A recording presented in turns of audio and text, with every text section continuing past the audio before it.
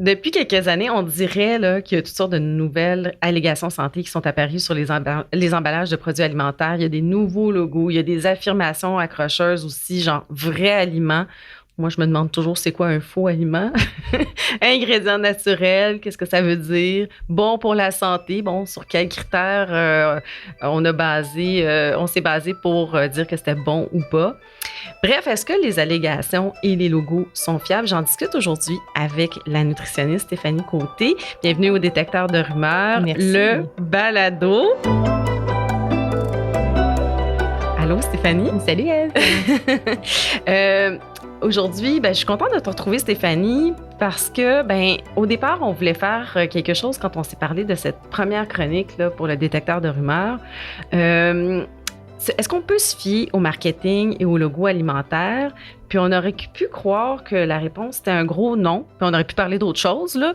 Oui, en effet. On a été un peu surprise de ce que tu as trouvé. C'est tellement parce que, de prime abord, on a l'impression que c'est tout et n'importe quoi qu'on voit sur les étiquettes. Mais vraiment. Mais on a fouillé la question. J'ai même parlé à quelqu'un de l'Agence canadienne d'inspection des aliments. Ouais. Et la ligne à retenir, c'est que tout est réglementé. Mais je sens qu'il y a un mais. Il y a un mais.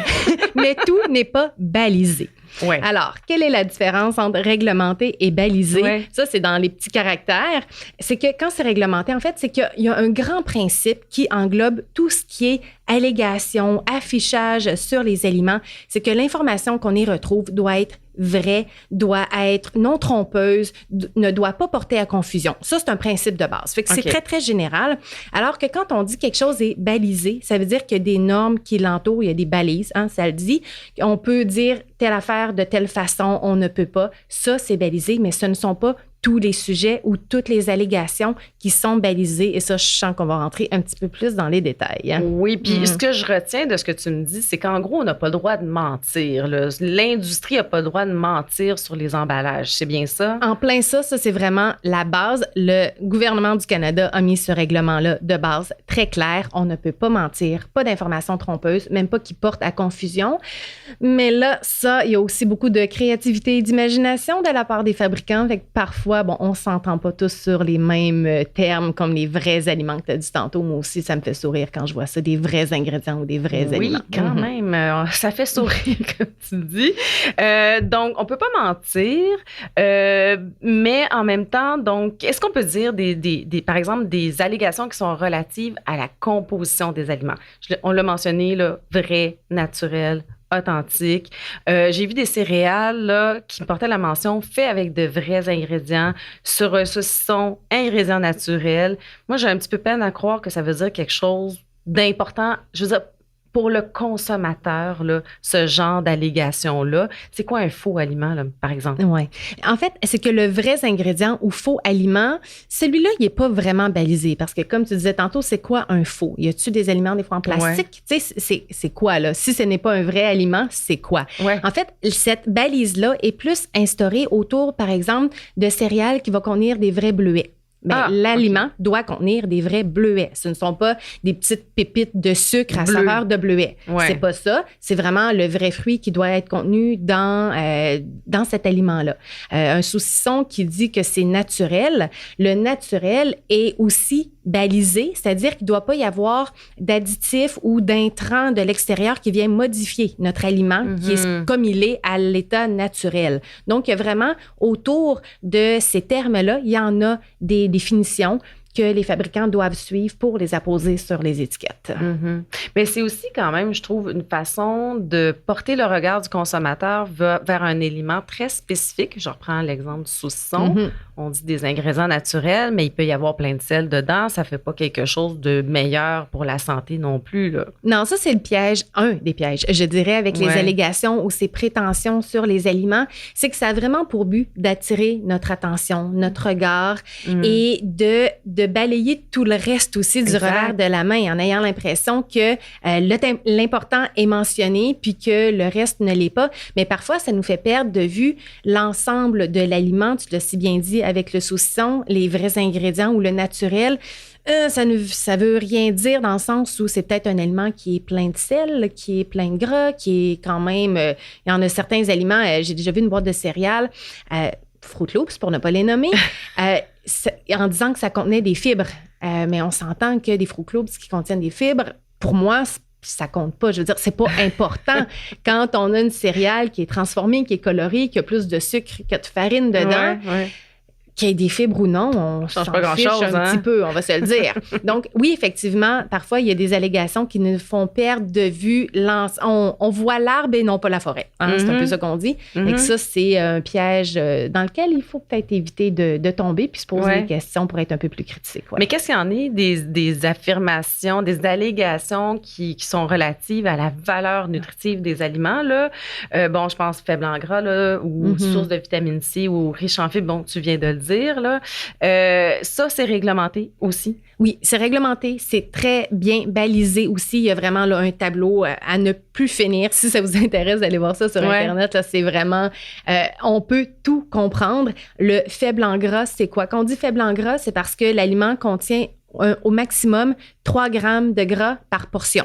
Mais là, le terme portion est réglementé aussi. Ou la quantité de référence qui est utilisée pour dire qu'il y a maximum 3 gras dedans. Parce qu'on pourrait bien dire que c'est faible en gras, mais tu en manges à peu près 5 grammes de l'aliment. Fait qu'à ce compte-là, tous les aliments seraient faibles en gras. Donc, ça, c'est réglementé. L'Agence canadienne d'inspection des aliments a vraiment établi des balises très claires auxquelles l'industrie doit se conformer pour dire que quand c'est faible en gras. Par exemple, si on dit que c'est une source ou une bonne source ou une excellente source de vitamines, de fer, de fibres alimentaires, bien, il y a tant de grammes ou milligrammes qui doit être présent dans l'aliment par portion. Et ça, c'est vraiment, chaque mot est vraiment pesé et encadré pour qu'on ne puisse pas dire n'importe quoi. Intéressant quand même. Puis, est-ce que c'est la même chose avec les allégations santé, là? Est-ce que c'est la même chose avec les aliments santé, tout simplement?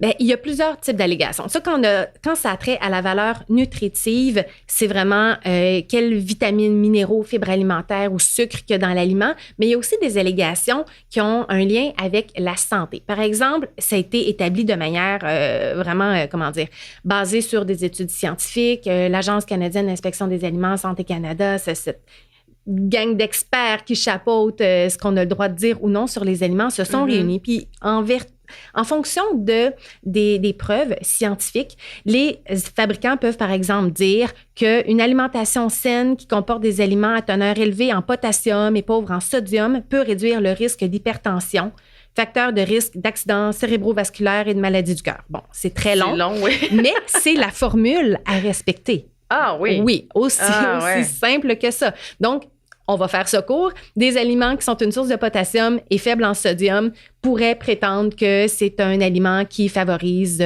la santé cardiaque et qui aide à prévenir du moins l'hypertension. Fait que pour faire court, c'est ça, mais vraiment, les fabricants doivent utiliser toute la formule qui est proposée par Santé Canada pour vraiment être réglementaires. Ils doivent s'y conformer. Puis s'ils ne sont pas conformes, comme consommateurs, on pourrait aussi déposer une plainte. C'est ça que je comprends. Exactement. Ça peut être des inspecteurs de l'Agence canadienne d'inspection des aliments ou nous, comme consommateurs, on peut formuler des plaintes à l'Agence canadienne d'inspection des aliments pour dire que ça, j'ai un doute que ce soit véridique ou je pense qu'il y a une exagération. Ou on peut même porter plainte aussi si on trouve qu'il y a une mauvaise utilisation d'un terme ou si c'est trop vague. Ou je donne un exemple avec, par exemple, les poules en liberté. Ah oui. Les œufs de poules en liberté, ça veut dire quoi, poules en liberté? Effectivement, ça veut dire quoi? Pour certains producteurs de poules, ça veut peut-être dire que les poules vont jouer dehors 1 heure par jour. Pour d'autres, ça veut peut-être dire qu'ils passent la journée dehors. Fait qu'il y a eu un avancement dans le balisage de ce terme-là, parce qu'il y a à peine quelques années, il n'y en avait pas de balisage autour de ça. Mais maintenant, parce qu'il y a eu des plaintes ou des inspections, ou du moins un questionnement autour du terme, le terme d'œuf de poule en liberté, ça veut dire que les poules ne sont pas dans des cages. C'est tout? C'est tout. Voilà. Elles peuvent jouer dehors, elles peuvent être à l'intérieur d'un grand poulailler, mais elles ne sont pas enfermées dans des cages. Puis c'est ça la distinction que tu expliquais dans le fond. Le règlement s'applique seulement à une chose, c'est-à-dire que si tu veux mettre poule en liberté sur ton produit, donc elles ne doivent pas être dans des cages, et ça veut dire que c'est la seule balise qu'on pose, c'est celle-là. Exactement. Okay. Puis le règlement, ça veut dire qu'on doit dire quelque chose qui est véridique. Mais qu'est-ce qui est véridique pour toi, pour moi, pour le producteur? Ouais. Ça peut être différent. Et c'est pour ça qu'en portant plainte ou en questionnant l'Agence canadienne d'inspection des aliments, il y a certains dossiers qui peuvent avancer parce que là, on se penche sur ces termes-là et on les balise de manière plus stricte. Et l'Agence canadienne d'inspection des aliments, c'est vraiment pas pour mal faire, mais ils n'ont pas tout prévu. Tous les termes qui pouvaient être utilisés, l'imagination des fabricants ou de l'industrie sont très, très créatifs. Ouais. Ça peut être difficile même des fois d'imaginer qu'ils ont pu avoir cette idée-là. Ouais. Ce qui est balisé depuis le plus longtemps, c'est ce qui pose un risque, par exemple, pour la santé ou la salubrité des aliments. Ça fait longtemps que c'est encadré, que c'est réfléchi.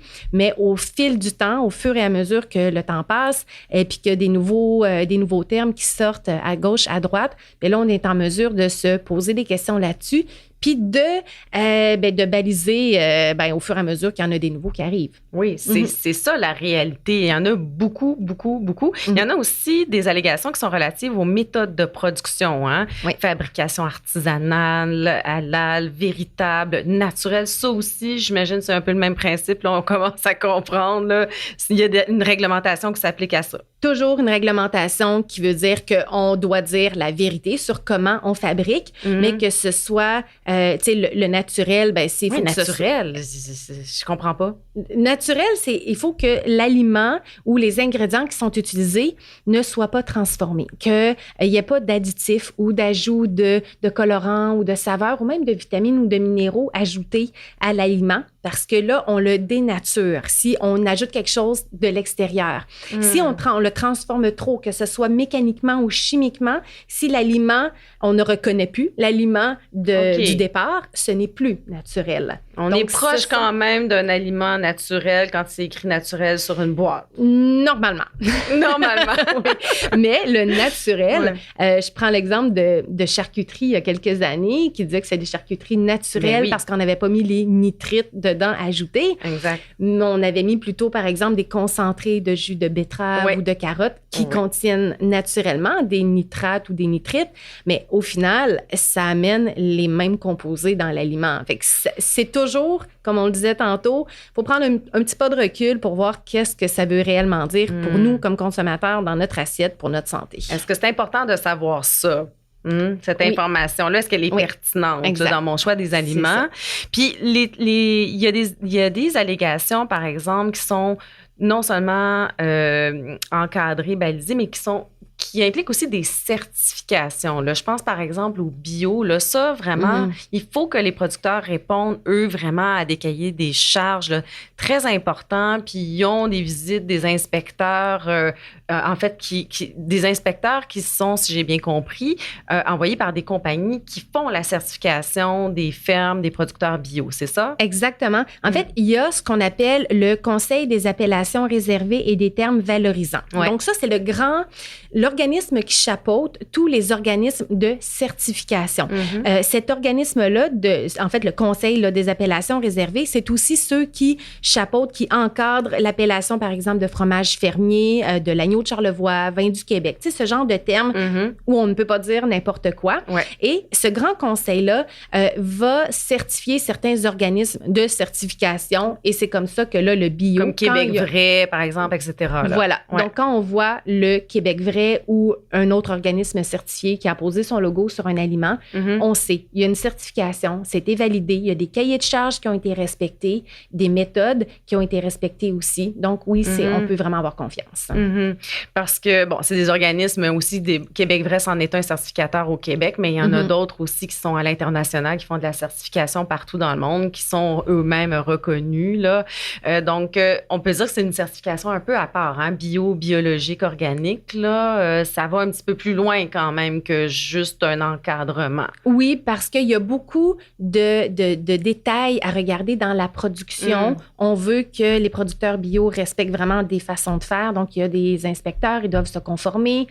Donc, c'est vraiment une certification, comme tu dis, qui est à part, qui est un peu plus regardée de près, en fait. Un peu comme le sans gluten, hein, qui est sorti depuis quelques années. En fait, le vrai sans gluten existe depuis des années parce que le principe de base de la maladie cœliaque, c'est de ne pas manger de gluten. Donc, le sans gluten, c'est vraiment une préoccupation qui remonte à très loin. Et bien que l'Agence canadienne d'inspection des aliments nous dit qu'on ne peut pas prétendre sans gluten s'il y en a, parce que ça serait faux, ça serait mensonger. Mais il y a des organismes des organismes vraiment privés, avec des fonds privés, qui se sont regroupés pour vraiment fonder une certification qui vraiment va nous assurer que ce sont des aliments sans gluten. Il y a par exemple le Gluten Free Certification Organization qui appose son logo sur des aliments parce que là aussi, c'est une question de santé. De santé, oui. Peut-être pas de vie ou de mort, mais en tout cas vraiment de douleur. Oui, exactement. Là, ça peut être vraiment très, très important. Donc, de cette manière-là, ça l'est. Mais c'est sûr qu'il y a des termes sur beaucoup d'aliments, par exemple le keto-friendly ou là, il n'y en a pas de certification. Donc, c'est vraiment selon la bonne volonté, on va dire, des fabricants. On pourrait dire que bio sans gluten, là, quand il y a une mention et puis ou un logo, ou les deux des fois, ben là, on sait que c'est certifié. C'est ça. Puis les logos, est-ce que c'est réglementé en général? Là, je pense par exemple à Aliments du Québec là, ou Menu Bleu. Oui. Est-ce que il y a une réglementation autour de ça? Il n'y a pas d'encadrement parce que, à part, encore une fois, ça doit être vrai et tout ça, mais c'est chaque compagnie qui décide des critères pour établir que ça va être leur gamme santé d'aliments. Peu importe la chaîne d'alimentation, quand il y a des marques maison, puis il y a la gamme santé, chaque compagnie décide que c'est des aliments qui vont avoir plus de fibres ou moins de gras ou moins de sel qui vont se retrouver dans cette gamme-là, donc qui vont porter leur logo d'aliments santé. Parfois, c'est vérifié ou en collaboration avec une nutritionniste, mais ce n'est pas un organisme indépendant qui valide ces logos-là ou ces inclusions-là dans les catégories. Puis si on veut comprendre ce que ça veut dire, par exemple, Menu Bleu, ben ça veut dire qu'il faut aller sur le site du commerçant pour voir c'est quoi les critères, en fait, pour qu'un aliment porte cette pastille-là, ce logo-là, parce que sinon, on n'a pas moyen de le savoir. Bien, en plein ça, parce que c'est sûr que les métros, les GA, les Provigo vont choisir des critères qui leur est propre, qui leur appartient. Donc, c'est pas la catégorie santé d'un supermarché qui va équivaloir à l'autre. Donc ça, évidemment, si on veut avoir un peu plus de détails, faut faire nos recherches. Bon, là, maintenant qu'on a dit tout ça, je pense que c'est pas mal plus clair. En tout cas, pour moi, ça l'est davantage. Mais pourquoi il y en a autant du marketing? Pourquoi il y a autant, d'allégations marketing et de logos sur nos produits? Est-ce qu'on est influencé comme consommateur par ce genre d'allégations-là? Clairement, sinon, il n'y en aurait pas. Oui, c'est ça. Oui, c'est vraiment une grande compétition, une grande arène même où entre en combat des marques, des produits, à qui va attirer les consommateurs, qui va fidéliser les consommateurs. Donc, c'est la principale raison d'être de ces allégations-là. C'est pas tant pour notre bien-être ou pour nous aider à mieux choisir, malgré peut-être la mission mission connexe, on va dire, de certaines compagnies, mais c'est vraiment pour attirer le consommateur. On se laisse influencer. En fait, les études montrent que les principaux facteurs qui nous font choisir des aliments, il va avant tout y avoir le prix, donc le coût, et aussi le goût. Ça, c'est les premiers critères qui nous font choisir ou rechoisir le même aliment. Mais les aspects santé nous influencent aussi. Vont peut-être influencer davantage les personnes. Par exemple, les personnes qui font de l'hypertension vont davantage être attirées vers les aliments faibles en sodium. Les mamans de famille vont davantage choisir les céréales à déjeuner où on dit qu'il y a moins de sucre, par exemple. Donc, en fonction du type de client que l'on est, on est attiré par différentes allégations, mais dans tous les cas, il y a une influence. Puis, de plus en plus, il y a aussi des allégations qui portent sur l'environnement, sur le local, sur le bien-être animal, qui là aussi, vient toucher des cordes sensibles. En fait, c'est ça le marketing. Hein? Ben oui, ça veut toucher complètement. des cordes sensibles. Et il y a des équipes de professionnels pour savoir comment faire. Mais ce qui est intéressant, c'est qu'il y a aussi des études qui ont été faites qui démontrent que même, par exemple, la mention de, c'est quoi, c'est chocolat? Chocolat santé. Santé, Et ben, on en mange plus voilà. quand on croit que c'est santé. Au bio. Des aliments bio qui sont jugés meilleurs au goût parce Ouais, qu'ils sont c'est bio, fou. alors que quand c'est dans le cadre d'études vraiment là, bien menées, Ouais. c'était toujours les mêmes aliments. Les mêmes. Il y avait un groupe test et puis. Voilà. C'est exactement. Donc, ça change même notre perception du goût de l'aliment. C'est intéressant, cet aspect-là psychologique. Oui. Bon, qu'est-ce qu'on fait quand on veut prendre des décisions éclairées? Là? Est-ce qu'on regarde toutes ces allégations et logos ou on regarde autre chose? Les allégations, on les prend avec un grain de sel. Ouais. Idéalement, pour avoir des informations qui sont objectives, c'est la liste d'ingrédients, le tableau de valeur nutritive. La liste d'ingrédients, pour moi, c'est ma préférée parce qu'il n'y a pas de chiffres, il n'y a pas d'enrobage. Ce sont vraiment les ingrédients. Donc, j'aime savoir ce qu'il y a dans l'aliment. Mais cela dit, tableau de valeur nutritive, liste d'ingrédients, c'est pas nécessairement accessible. Il y a des études qui montrent que la grande majorité des consommateurs ne savent pas comment utiliser cette information-là. C'est long aussi. Oui, je le sais. Tout le monde n'a pas un bac en nutrition, puis tout le monde n'a pas à avoir un bac en nutrition pour savoir quel aliment choisir à l'épicerie. Fait que quand on regarde ça, les aliments qui ont des allégations, les aliments même qui ont des listes d'ingrédients, des tableaux de valeur nutritive, des gens partant, c'est plus souvent des aliments qui vont être transformés. Ben oui.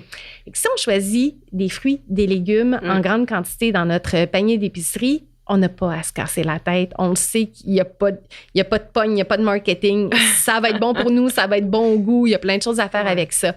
La viande, les produits laitiers, les céréales, le riz, le quinoa et compagnie, c'est très épuré aussi comme étiquette. Donc, ces aliments-là, je dirais que moins il y a de marketing alimentaire, souvent le mieux.